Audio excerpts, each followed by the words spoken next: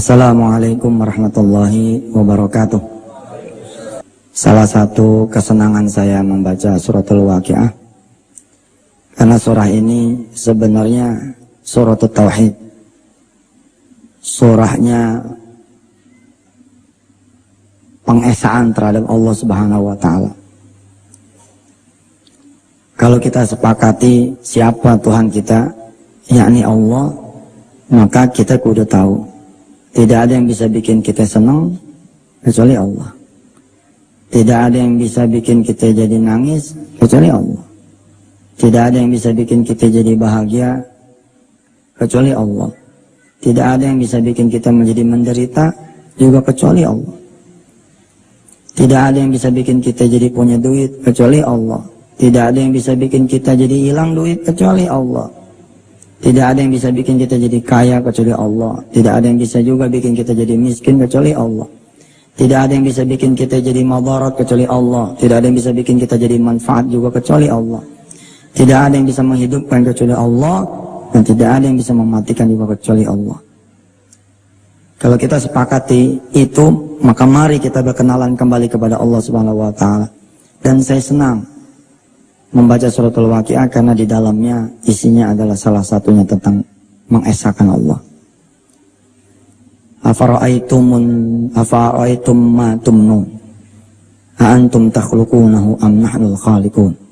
Lihat ciptaanku, lihat ciptaan Allah, siapa yang nyiptain? Ternyata yang menciptakan adalah Allah, bukan kita. Afara'aitum ma tahrusun, lihat tuh tumbuh-tumbuhan yang kita makan, siapa yang kemudian bikin dia jadi numbuh?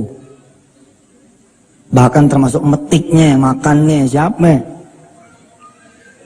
Afara'aitumul ma'al ladzi tashrabun, siapa yang bikin air itu yang kamu minum jadi turun, jadi memancar dari bumi? Afara'aitumun nar allati turun, siapa yang kemudian membuat api? Ketika kalian percikan jadi memercik, siapa? Ini dia. Wahakadha tauhid, dan inilah dia tauhid. Kita berkenalan ya. Saya izin kepada Allah Subhanahu wa Ta'ala dan kepada saudara-saudara semua, izin untuk mengenalkan Allah lagi kepada diri saya dan kepada sahabat-sahabat saya yang sekarang ini ikut tarawih bersama di Mushola Syekh Ja'far.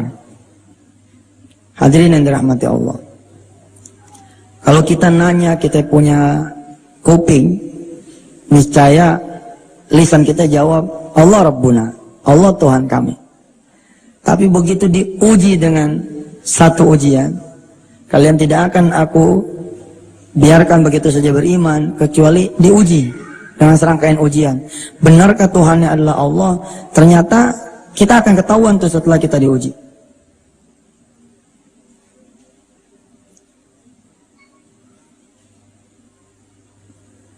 Orang udah nabung capek-capek setahun, menjelang hari H pernikahan, tiba-tiba berkenalan dengan si fulan dan si fulana. Lalu kemudian uang itu pindah tangan, yang mengakibatkan agenda, rencana pernikahan menjadi tertunda atau malah batal. Saat itu kemudian Tuhan kita dipertanyakan. Kebanyakan dari kita kemudian gagal. Kalonya nggak diambil sama si fulan, Ustadz, saya tahun ini udah nikah.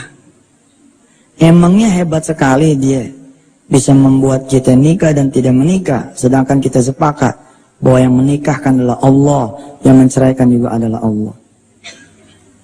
Ustadz, kalonya tanah kita nih laku, mesti kita tahun ini pergi haji. Hebat betul tanah itu bisa memergikan dan menunda keberangkatan orang haji. Sedangkan kita sepakat, ha'attakhidhu min dunihi alihatan in yuridni rahmanu bidhurrin la tughni anni syafa'atuhum syai'an wa la yunqidhun. Gak ada yang bisa memberi manfaat dan madarat kecuali Allah.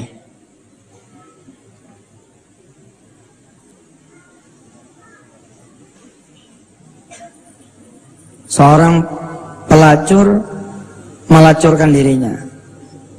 Ini dosa kecil apa dosa besar? dosa besar. Tapi kalah besar dengan kalimat kecilnya dia. Kalau saya tidak melacur Ustaz, dari mana saya memberi makan anak saya? Itu kalimat mengalahkan perbuatan dosa besar zinanya, Masya Allah. Kita pun sepakat mengambil hak orang lain, dosanya minta ampun. Tapi kalah besar ketika ditimbang dengan kalimat kecil kita. Kalau kita nggak ngambil, jadi dari mana jalannya kita kaya? Kalah karena ada kedudukan lain selain Allah di hati kita. Kita pun sepakat, kita punya tabungan sekian juta, sekian puluh, sekian ratus, sekian miliar diambil orang, itu adalah kerugian. Sepakat kita. Tapi jauh lebih rugi kalau kemudian kita mengatakan gara-gara si fulan duit saya hilang. Emangnya Allah tidak kuasa membuat duit itu hilang tanpa ada satu orang pun yang menghampiri kita? Maka kalau kita sepakat yang satu, enteng pula yang satu. Kalau Allah bisa mengambil, maka Allah pun bisa memberi kembali. Subhanallah.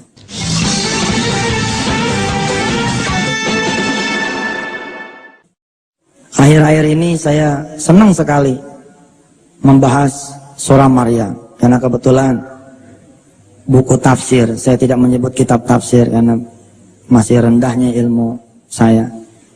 Ini sudah nyampe kepada surah Maryam. Senang sekali saya membahas surah Maryam juga dari 114 surah yang ada di surah dalam Al-Quran. Di dalam Al-Quran ada dinyatakan seperti ini. Mohon dikoreksi kalau saya salah. A'udzubillahi minasyaitonirrajim. Wadhkur fil kitabi Ibrahim innahu kana siddiqon nabiyya. Dan ingat-ingatlah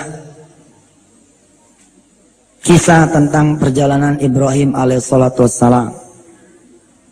Di antaranya perjalanan mencari Tuhannya.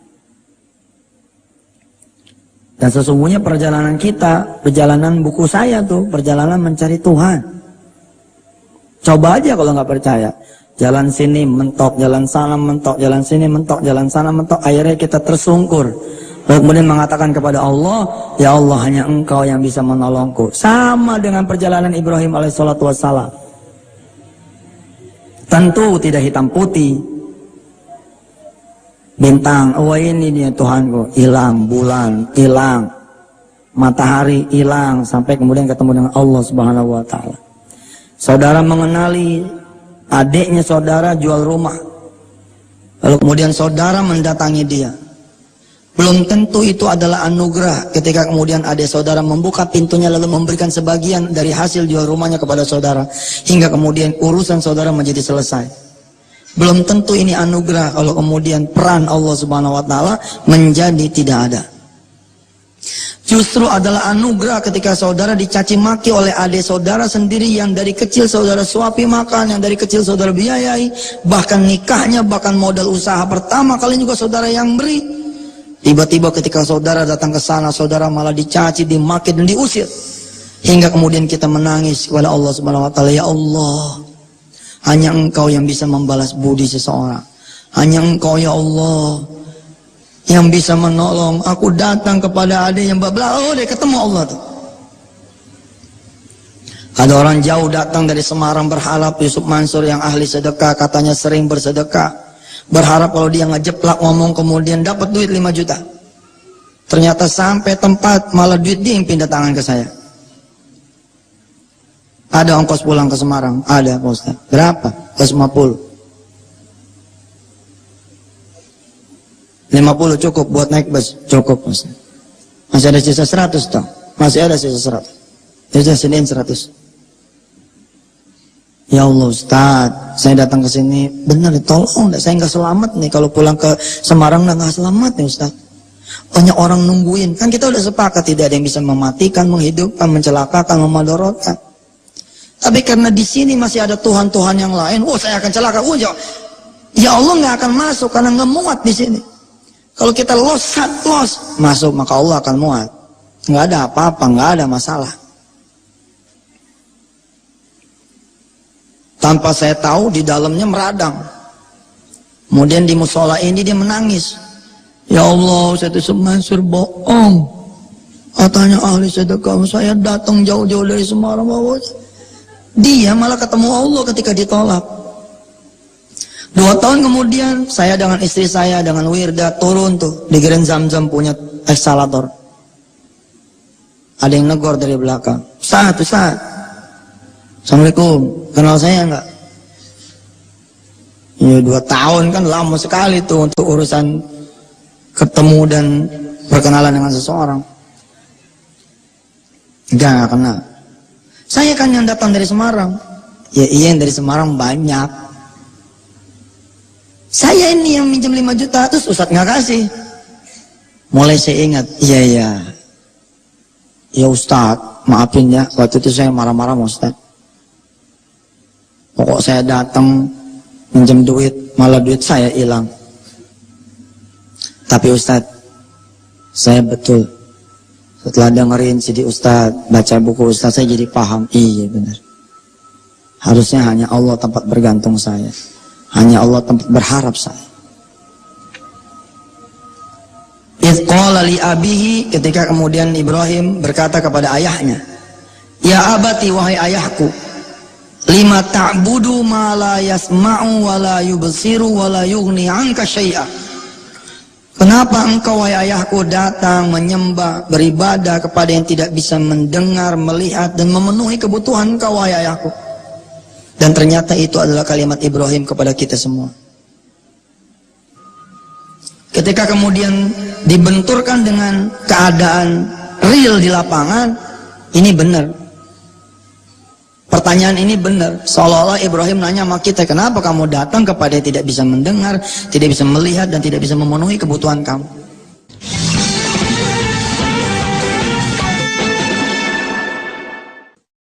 Saya senang mengajar dengan kisah. Saya senang mengajar dengan bahasa tutur. Kita sama-sama mempelajari coba dari contoh kasus. Belum lama saya ceritakan kepada teman-teman sejawat bahwa kalau Tuhan Anda adalah para donatur, itulah yang menyebabkan pesantren ini menjadi tidak jadi. Kalau Tuhan Anda adalah brosur, itulah yang membuat kita punya target malah tidak tercapai. Saya contohin. Ada seorang anak dialog sama bapaknya. Bah, tanggal 25 September jangan lupa bayar kuliah, daftar ulang. Kalau nggak bayar, nanti saya nggak bisa kuliah. Bapak Ibu yang dirahmati Allah, hari ini kita sudah belajar bahwa kalimat ini bukan kalimat tauhid. Masa duit menggantikan Allah bisa membuat orang kuliah dan tidak? Hebat sekali duit, padahal dia tidak bisa berjalan sendiri ke kasir, kecuali kita kemudian yang naruh tuh duit di kasir. Dirobek pun diam aja, digusuk-gusuk juga diam aja, dibuang pun diam aja. Nggak bisa tuh duit tiba-tiba melambaikan tangannya. Kalau ada duit melambaikan tangannya, lari kita. Tiba-tiba Patimura yang ada di duit tuh atau Pak Harto nengok begitu, kita akan lari, bos. Duit ini barang mati, bukan Tuhan. Tapi karena kita sebagai ayah juga bukan Ibrahim, bukan Yakub, yang duluan mengenal Allah, sama-sama tidak kenal sama Allah, maka dialognya menjadi tambah dungunya. Bah, jangan lupa tanggal 25 daftar ulang buat kuliah. Beres, ada motor. Tenang, ada motor. Tuhannya udah berapa tuh? Udah 2. 1 duit, 2 motor. Celaka betul. 5 ta'budu ma la yasma'u wa la yubsiru wa la yughni 'anka syai'a. Kenapa jadi datang sama yang tidak bisa berbuat sesuatu? Motor, Pak, kalau kita nggak hidupin, apa dia nyala sendiri? Ada sih yang dibohongin tuh sama orang-orang yang mobilnya bagus. Nih mobilnya, lihat ini, simsalabim, nyala sendiri. Padahal kita belum masuk mobil. Ya iya, dia megang remote. Mobilnya generasi terbaru yang kagak usah pakai dibuka kuncinya. Ini Orang kampung terang jadi bingung. Si mobil ada jinnya nih. Ini kan mobil-mobil sekarang begitu tuh, kita bisa nyalain tanpa buka pintu. Nggak ada bos, tetap aja harus kita hidupin, tetap kita nyalain. Dia kotor nggak bisa mandi sendiri, kita harus cuciin. Bensinnya habis nggak bisa dia minum sendiri dari pom bensin, kita yang ngisiin bensinnya, nggak bisa. Tuhannya bertambah-tambah lagi keesokan harinya. Menurut kita yang tauhidnya kemarin masih belum Allah Subhanahu wa taala. Apa jawaban dari pertanyaan seperti ini? Di mana kita bisa menjual motor kita? Dan dengan apa kita bisa menjual motor kita? Sebelum kita mengenal Allah, yang kita kenal satu, kita iklanin tuh motor. Hampir-hampir manusia mengatakan ini adalah wajar, ini adalah benar, ini adalah langkah yang tidak salah. Tapi maaf, menurut konsepsi tauhid, ini salah. Maka supaya mengingat pertemuan pada malam hari ini, saya kasih judul. Judulnya sederhana. Allah dulu, Allah lagi, Allah terus. Apa judulnya? Nah, ini jadi ISO nih. Jadi SOP. Ya Pak Hendro ya. Jadi SOP nih, gampang. Insya Allah dengan tauhid seperti ini, saya juga kadang-kadang jadi ada, ntar dulu nih, Allah dulu. Terus, Allah lagi. Terus, Allah terus. Ada lagi sih prinsip yang lain. Dikit-dikit Allah, dikit-dikit Allah, dikit-dikit Allah. Turunannya jadi benar. Dikit-dikit duha, dikit-dikit duha, dikit-dikit duha. Dikit-dikit sedekah, dikit-dikit sedekah, dikit-dikit sedekah. Dikit-dikit tahajud, dikit-dikit tahajud, dikit-dikit tahajud. Lalu ada yang protes sama saya, ente ibadah kok dibawa ke dunia terus. Daripada ente dikit-dikit utang, dikit-dikit utang, dikit-dikit utang. Kita benerin, sebentar-sebentar Allah, sebentar-sebentar Allah, sebentar-sebentar Allah. Nah malam ini yang kita pelajari prinsip pertama, Allah dulu, Allah lagi, Allah terus. Gampang diingat ya. Lah kalau tidak ada Allah dulu sebagai basic pemikiran, basic langkah, maka langkah berikutnya jadi salah. Dari mana kita bisa jual mobil, jual motor? Allah. Udah, maka langkahnya benar jadinya. Apa langkahnya? Karena Allah kita temuin Allah. Tapi karena otak kita jawabnya salah. Bagaimana caranya kamu jual motor? Ya kita ke showroom Ustaz. Wah, maka langkah berikutnya ke showroom. Pengen tahu kalimat ini di dalam surah Maryam betapa benernya sehingga kita mengatakan shadaqallahul azim. Pengen tahu? Coba aja berdiri di showroom, diam aja nggak ngomong apa-apa. Maka inilah yang dikatakan lima ta'budu ma la yasma'u wa la yubsiru wa la yuni anka syai'a. Masih nggak mengerti? Masih nggak paham? Kalau kita nggak ngomong sama showroom, emang tuh showroom bisa tahu kita mau jual motor? Begitu kita datang belum mengucap salam, tiba-tiba disambut sama dia. Assalamualaikum, selamat datang. Mau jual motor tahun 2002, warna hitam, STNK tinggal 7 hari. Dijualnya mau 4 juta dan kamu bergeser dari 3,5. Mana lah Pak dia tahu? Malaya semau, dia nggak bisa mendengar. Hatta natakallam, sampai kita kemudian ngomong. Assalamualaikum Pak. Waalaikumsalam. Pak saya mau jual motor. Tahun berapa ya? Tahun 2002. Bawa motornya, bawa di depan. Coba yuk lihat. Wah jelek amat nih motor. Ya iyalah Pak, motor kalau bagus mah 2010. Berapa dijual? 4 juta. Boy, 4 juta mah harga jual Pak, harga beli mah kagak segitu. Bandel sih. Udah dibilang ya wala yughni anka syai'a. Kenapa ngasih kepada yang tidak mampu memberi kalian? Itu kita. Udah tahu nggak bisa memberi yang kita minta, tetap datang. Padahal Allah siapa Pak? Allah yang sudah memberikan dia motor selama 2 tahun. Kenapa nggak datang kepada yang sudah memberi? Kenapa jadi datang kepada yang nggak ada urusan? Wala yughni anka syai'a. Lebih lagi kalau saudara cerita sama tetangga, cuma begini dong. Oh, kenapa cerita sama tetangga? Kenapa sih nggak cerita sama Allah yang sudah memberikan kamu duit? Lalu duit itu kemudian hilang, cerita aja sama Allah. Aduh maaf nih Allah, saya nggak bisa jaga amanah engkau. Kau kasih saya duit tapi hilang, kau kasih saya mobil tapi hilang. Rob, tolong gantiin besok. Selesai. Assalamualaikum warahmatullahi wabarakatuh. Jadi berapa duit nih Pak? Ya 2,5 lah. Ya 2,5. Anak saya kan pengen kuliah Pak. Ya itu kan anak situ, bukan anak saya. Ya bandel lagi sih, udah dibilang.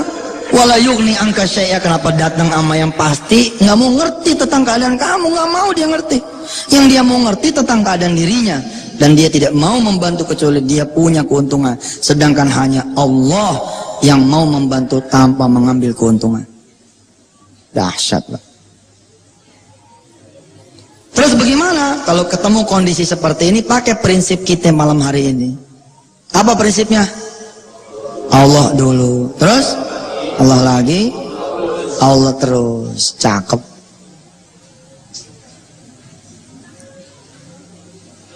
Kalau tauhid ini nyampe kepada anaknya, maka kalimat anaknya jadi begini. Mbak, alhamdulillah tadi sholat isya saya udah doain Bapak supaya tanggal 25 September Bapak punya duit 4 juta. Cakep nih, namanya dia Allah dulu, baru kemudian babaknya. Paham ya? Nih kalimatnya jadi bagus. Dari anaknya udah bener. Tapi emang kita konyol sih. Kitanya udah nggak kenal sama Allah, sehingga warisannya pun tidak kenal lagi sama Allah nih anak kita. Makanya di dalam surah Al-Baqarah ya, diceritakan bahwa wa wassa biha Ibrahimu banihi wa Yaqub. Ya baniya innallaha astafa lakumud dina fala tamutunna illa wa antum muslimun. Yang Nabi Allah Ibrahim dan Yakub wariskan, wasiatkan kepada anak turunannya bukan harta Pak, tapi Allah. Am kuntum syuhada id hadara Yaqub al-mautu qala li banihi ma ta'buduna min ba'di.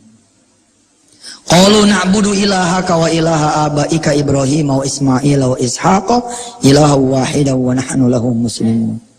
Tilka ummatun qad khalat laha ma kasabat wa lakum ma kasabtum wa la tus'aluna amma kanu ya'malun. Shadaqallahul azim. Apakah engkau saksikan di saat-saat Yakub alaihissalatu wassalam sakratul maut, dia panggil anak-anaknya, kemudian dia bertanya kepada anak-anaknya, apa yang akan engkau sembah sepeninggal diriku? Lalu mereka menjawab, kami akan menyembah Tuhannya engkau dan Tuhannya bapak-bapakmu ya ayahku. Tuhannya Ibrahim, Ismail, dan Ishak. Selesai. Kalau kita enggak Pak, kitanya enggak kenal sama Allah, tidak mewariskan juga kenal sama Allah. Nggak ada gitu loh upaya mengenalkan anak kita kepada Allah, nggak ada. Mbak besok bayaran, siap, ambil di dompet. Bener nggak nih? Mana ada yang berani nggak ngebenerin? Ini bener, tapi melanggar prinsip Allah dulu. Nah, yang bayarin SPP kamu siapa? Bapak. Bapak mau hasil aja. Emangnya Bapak Tuhan? Kalau Bapak Tuhan, kalau Bapak mati, kalau yang bayar. Hanya Allah yang gak pernah mati, yang ada terus duitnya. Ajarin dia. Dah beres, Bapak punya duit, tapi sholat dulu kita, doain Bapak. Begini Pak. Ya, batu robek nih. Ya udah beli sono, anterin sono mama kamu sono. Nggak ada gitu loh. Wawasobihainya nggak ada, mewasiatkannya tuh nggak ada. Malah sebaliknya. Saya mah alhamdulillah Ustaz, kalau mati udah tenang, anak-anak udah pada punya rumah, atu-atu. Udah pada punya mobil, punya kerjaan, punya usaha. Iya betul, mereka sudah punya segalanya kecuali satu, mereka tidak punya Tuhan. Akhirnya ketika Tuhan yang kita wariskan itu mati, alias diambil orang, dicelakai orang, hilang dari tangan dia, menjadi orang yang gelisah, menjadi orang yang kelimpungan, menjadi orang yang kemudian gemetar.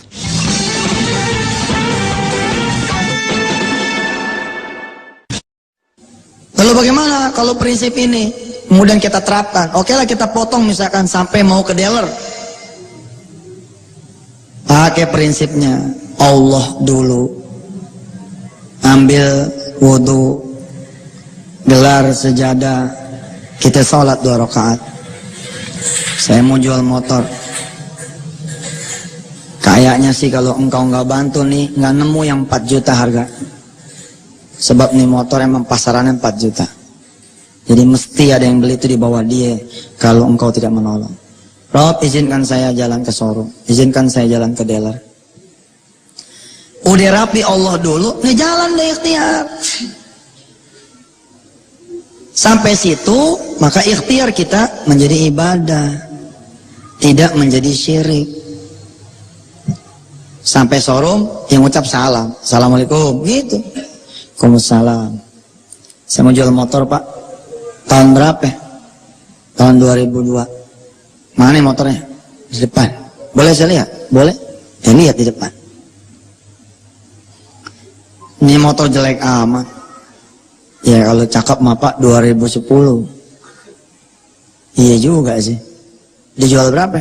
4 juta. 4 juta mah harga jual. Sama apa emangnya beda? Sama. Apa lantas kalau saudara ke Allah lalu kalimatnya menjadi simsalabim? Assalamualaikum, waalaikumsalam. Pas saya mau jual motor tahun berapa? Tahun 2002. Berapa duit? 4 juta. Ya udah gue bayarin 5 juta. Apa begitu? Ya sama aja. Kalau emang motornya jelek, jelek aja. Kalau emang motornya murah, ya murah aja. Nggak ada urusan. Tapi itu kan cerita dunia. Nanti Allah masuk involve, ikut campur di urusan Anda semua. Jangan 4 juta lah. 4 juta itu harga jual saya. Ya berapa dong pak? 2,5 mentok tuh udah.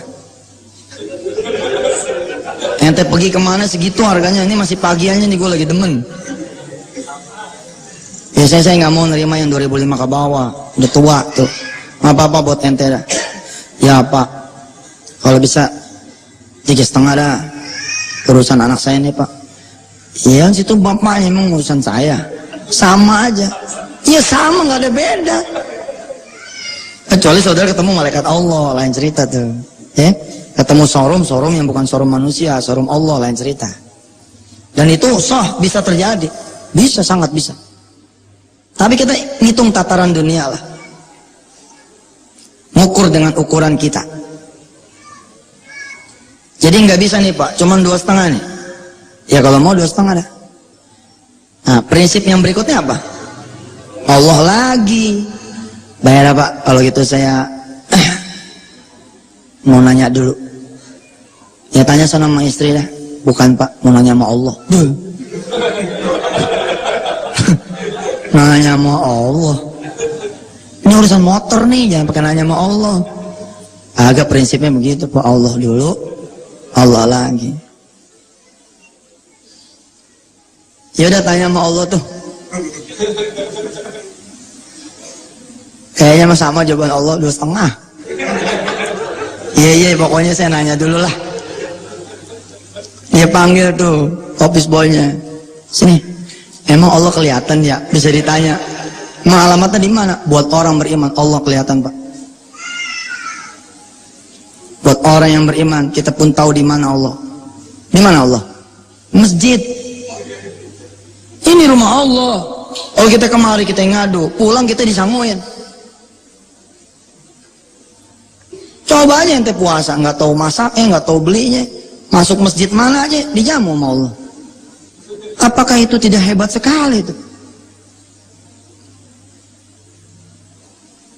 Allah dulu, Allah lagi, Allah terus. Kita masuk masjid, kita sholat dah, masih jam 10.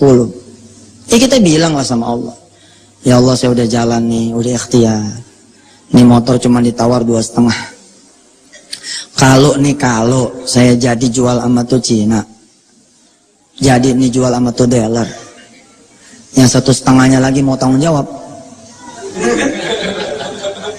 Kan kita butuhnya 4 juta nih, ya kan? Ini motor ditawar berapa ya? 2,5. Lepas enteng, kita ngomong aja sama Allah.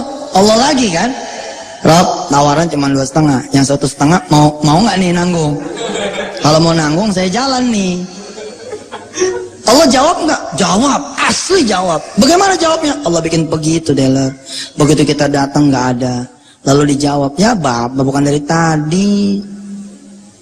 Coba dari tadi, jadi tuh 2,5. Terus kapan lagi adanya? Sore. Ah, itu Allah udah jawab. Kalau Allah jawab begini tiba-tiba, agak mau. Ya kita lari Pak, suara siapa itu? Tentu Allah jawabnya dengan cara-cara yang membuat kita tidak ketakutan. Lewat mimpi kah? Lewat tanda-tanda alam kah? Ya sesungguhnya kalau ada kejadian demi kejadian, itu tanda Allah udah mau deket loh. Jangan ditinggal, dekep aja udah. Dekep aja udah. Kita mah dikasih senang ninggalin Allah, dikasih susah ninggalin Allah juga.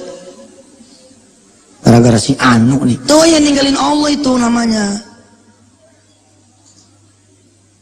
Ya, salat 2 rakaat. Kita lapor sama Allah sebagai protap yang kedua. Allah dulu, Allah lagi. Selesai kita doa, udah dianggap cukup, kita tutup sejadah.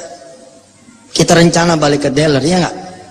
Alhamdulillah, begitu keluar dari masjid, tuh motor hilang. Kasihan banget nih. Begitu keluar, motor gua kemana nih? Ya ini nih si Mangsur nih. Baru kali ini gua jalanin prinsip Allah dulu Allah lagi udah begini nih. Mangsur. Udah. Udah lemes dah tuh. Padahal nggak usah lemes. Allah dulu, Allah lagi. Ya Allah terus masuk aja masjid lagi. Kita sholat lagi, kita doa lagi. Malah yang kali ini lebih syahdu, lebih nikmat, lebih meneteskan air mata. Ya Allah, aduh, bingung nih mau bersyukur apa mau sedih. Ya Allah ya salam, tadi kurang cuma 1,5, sekarang kurangnya 4 juta. Beres bos, terus melihat Allah, terus melihat Allah, terus melihat Allah.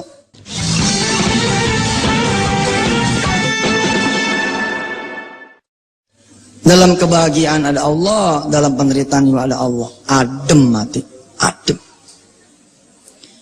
Coba lihat ya, kalaulah Tuhan dia motor, tentu dia menjadi orang yang paling gelisah. Lebih gelisah sebelum motor itu malah hilang. Sebelum motor hilang udah gelisah sebenarnya. Kalau motor ini gak laku, kalau kurang, kalau ini udah gelisah. Tapi begitu dihilangin sama Allah, sekalian hilang tuh Tuhan ya. Sehingga tersisalah Allah cuma satu, makin gelisah nih kalau Tuhan yang motor. Waduh, nggak ada lagi dah, nggak ada lagi dah. Habis, sudah habis. Apanya yang habis? Allah lagi berdiri. Al-Malikul Quddus, As-Salam, Al-Mu'min, Al-Muhaimin, Al-Aziz, Al-Jabbar, Al-Mutakabbir. Subhanallah ya amma yusyrikun. Mudah buat Allah membayar kita punya anak kuliah tanpa perlu kita jual kita punya motor. Terus gimana? Ya pulang aja udah santai aja, santai. Nah, cuma emang dunia ini emang hampir tidak memberikan tempat buat mereka-mereka yang ikhlas. Kebanyakan orang yang ikhlas itu kan payah, mukanya tuh nggak menampakkan kegelisahan. Tapi akan jadi masalah di tanah air kita ini. Coba Pak, bapak bininya mati, terus kita berusaha senyum. Nah, bisa di BAP dong Pak. Tetangga pada lapor. Ini mencurigakan ini. Bininya mati tapi orangnya kayaknya nggak kelihatan sedih mana. Coba tuh diselidik, coba di otopsi lah, di visum tuh. Padahal kita berusaha untuk mengikhlaskan karena Allah. Tapi apa yang terjadi? Kita malah dicurigai. Itulah kalau di Indonesia tuh begitu. Tapi nggak ada urusan kita sama Allah aja. Jangan nganggap urusan orang. Biarin aja orang mau gimana kayak persepsinya. Kita datang ke rumah. Udah gitu bini kita ngelihat lagi nih kita pulang. Kagak bawa motor. Dia colek nih anaknya. Baba lu pulang. Nggak bawa motor. Laku. Acau. Assalamualaikum. Oh, kenceng nih salamnya bener nih laku. Waalaikumsalam. Laku berapa, Pak? Kalau kita belum belajar malam ini, jawaban kita apa? Pala lo. Pala lo laku hilang. Tapi jawaban kita apa? Sambil nih ditahan nyesek di dada. Alhamdulillah. Ya berapa? Udah alhamdulillah aja dah. Ya berapa, Pak yang tahu? Udah diem. Gue lagi berusaha sabar nih, diem. Insya Allah. Udah laku motor. Berapa, Pak? Pas dia udah 4 juta. Siapa yang beli? Allah yang beli. Subhanallah. Doanya kan supaya anak kuliah. Gimana kayak caranya? Pakai motor kek, nggak pakai motor kek, pakai duit kek, nggak pakai duit kek. Allah. Dan Allah lah yang tahu yang terbaik buat anak kita. Bisa jadi makin dibenturin lagi, beng gitu. Menurut kita yang sudah bertuhan Allah nih, menurut kita nih, rasanya nggak mungkin tanggal 25 nggak dapat duit. Belum tentu juga, Pak. Ada kalanya dibebesin lagi gitu. Begitu di tanggal 25 udah megang duit, ternyata apa kata si administrasi? Jam 10 tadi tutup. Tapi saat itulah saat yang terbaik dari Allah Subhanahu wa taala. Kenapa? Pantes saja memang Allah tidak memudahkan dia punya duit supaya kuliah, karena Allah ingin memindahkan dia kuliah, bukan di tanah air, tapi di Wellington, tapi di Auckland, tapi di Sydney. Wasilahnya apa? Jadi tukang cuci, Pak. Jadi waiters. Emang ada masalah dengan waiters? Nggak ada masalah.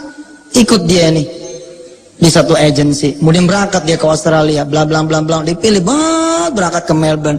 Jadi di sana tukang cuci, hari Sabtu ngajar ngaji, Sabtu ngajar ngaji. Lah kemudian orang yang diajar ngaji bilang, sekalian kuliah aja di sini. Ah, Pak, di tanah air aja kagak, apalagi di sini. Beres, yang penting kamu mau ngajar ngaji anak saya, ngajar ngaji anak-anak Indonesia yang lain. Udah tenang. Tapi saya punya kerjaan, Pak. Kontrak enggak? Kontrak berapa lama kontraknya? Percobaan Pak 3 bulan sudah. Penuhi 3 bulan, habis itu Anda ngambil program bahasa. Selesai. Percayalah, jangan dipaksain takdir mah. Ikutin aja udah. Saya pernah, Pak, Bu, memaksakan takdir, mentok dan habis. Ketika kita kemudian kayak layang itu sang kiri, geser lagi sang kanan, geser lagi sang kiri, ujungnya izzah, kemuliaan. Oh, kalau gitu mah nggak ada perlawanan. Apa yang perlawanan? Emang nggak ada perlawanan sudah. Not fight to takdir, jangan. Terima aja udah. Tapi kan gitu, udah. Udah ya, udah tuh, Pak. Udah dah, makin kacau tuh kita itu. Makin, tapi begitu kita selesaikan, bungkus aja di otak. Set, taruh, buntal pakai kain, kita hidup dengan hidup yang baru. Bahwa kita normal nih, no home, no wife, maybe no children lah. Nanti Allah yang akan aturkan lagi hidup kita. Akhirnya kemudian kembali lagi normal. Dan Allah adalah Tuhan yang bukan saja sanggup merapikan lagi kaca cermin yang hancur. Bukan Allah, Pak, kalau cuma segitu mah. Ini kaca cermin hancur, bang. Yang sebagian dari tempat sampah Jati AC, Jati Uung, jadi Kodek, jadi macam-macam, tiba-tiba ngumpul lagi, Pak. Bisa tuh gitu Allah. Ini dia. Tuhannya siapa menjadi pertanyaan kita pada malam hari ini. Resepnya sederhana. Allah dulu, Allah lagi, Allah terus. Lanjutan dari itu ayat, cakep. Menjadi dasar pengertian Allah dulu, Allah lagi, Allah terus. Apa Ustaz terusannya? Saya bacain.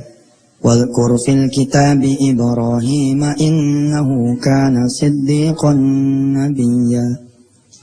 Idh qala li abihi ya abati lima ta'budu ma la yasma'u wa la yubsiru wa la yughni anka syai'a. Ya abati inni qad ja'ani minal ilmi ma lam ya'tika fattabi'ni ahdika siratan sawiyya. Wahai ayahku, aku datang dengan ilmu baru yang belum pernah datang kepadamu, wahai ayahku. Maka ikutilah ilmuku ini. Saya menenggarai, betapapun kita hidup di zaman yang jauh sebelum sesudah Nabi Ibrahim, tapi kalau kita main jalan sejalan-jalannya, itulah cara lama. Tapi kalau kita ke Allah dulu, itulah cara baru. Menjadikan Allah sebagai porosnya.